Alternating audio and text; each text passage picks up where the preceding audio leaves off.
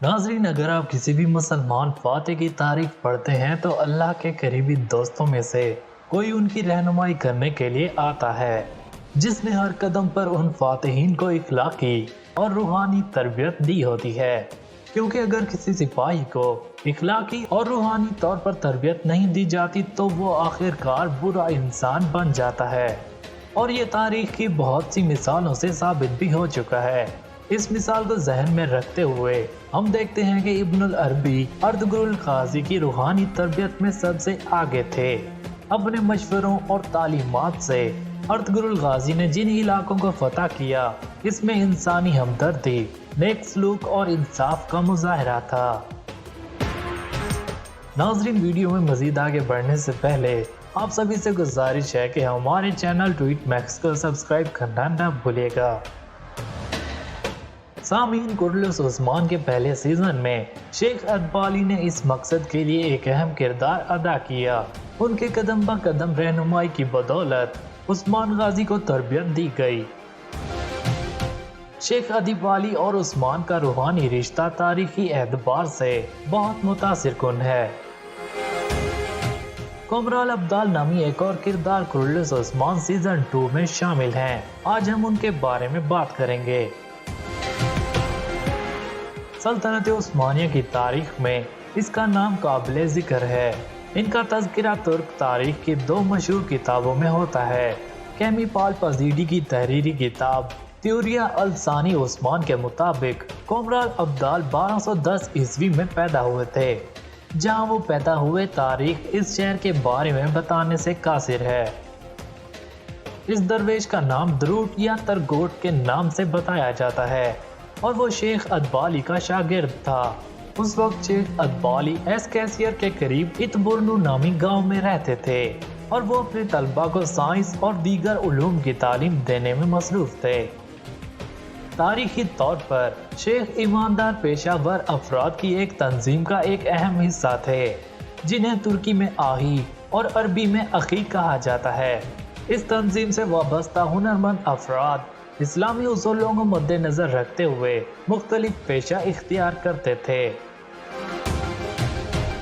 कोमराल अब्दाल शेख अदबाली के साथ मौजूद थे और उन्हें तलबा की तरबियत करने और दीनी तालीम फैलाने की जिम्मेदारी दी गई थी।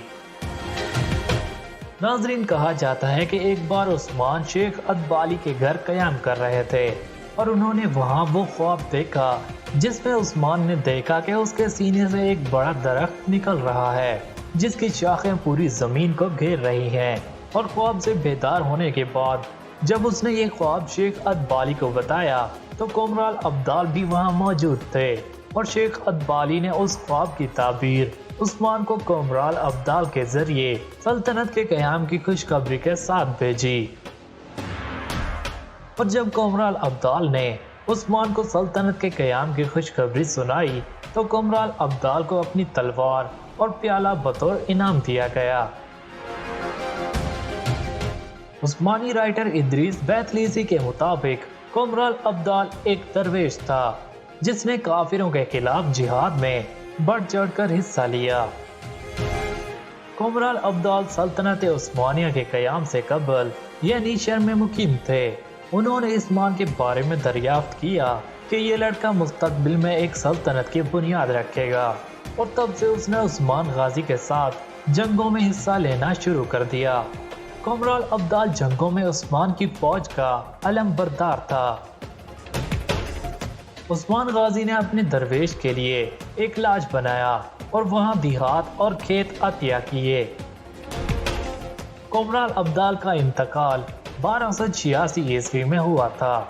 ये वक्त अर्तुगरुल गाजी की वफात के करीब था। नाजरीन, यहाँ 2 मुआरिखीन के माबैन कुछ तजाद है। अगर हम कोमराल अब्दाल की वफात के साल 1286 को कबूल करते हैं तो उस्मान के सल्तनत उस्मानिया के सुल्तान बनने से पहले ही उसकी मौत हो गई थी और उनके मुताबिक कोमराल अब्दाल 2 मुख्तलिफ जगहों पर रहते थे। कोमराल अब्दाल का मकबरा बरसा एस कैसियर रोड पर वाक़े येलिलियर जिला में वाक़े है। कोमराल अब्दाल एक सूफी होने के साथ साथ एक बड़े बाबा भी थे। कभी कभी वो ऐसी बातें कहते जो लोग नहीं समझते थे, लेकिन उनकी बातें इल्म और हिकमत से भरी होती थीं। सामीन, तुर्की में बहुत से मकामात इनके नाम पर रखे गए हैं। कुमरान अब्दाल एक अफसानवी शख्सियत थे और वो सल्तनत उस्मानिया की तारीख के बहुत अहम किरदार थे। तो नाजरीन, आपकी कुमरान अब्दाल के बारे में क्या राय है? अगर इसके अलावा आप कुमरान अब्दाल के बारे में जानते हैं तो हमें कमेंट करके ज़रूर आगाह कीजिएगा। ऐसी मज़ीद वीडियोस के लिए हमारे चैनल ट्वीट मैक्स को सब्सक्राइब करना न भूलिएगा, क्योंकि हम ऐसी वीडियोस हमेशा लाते रहेंगे।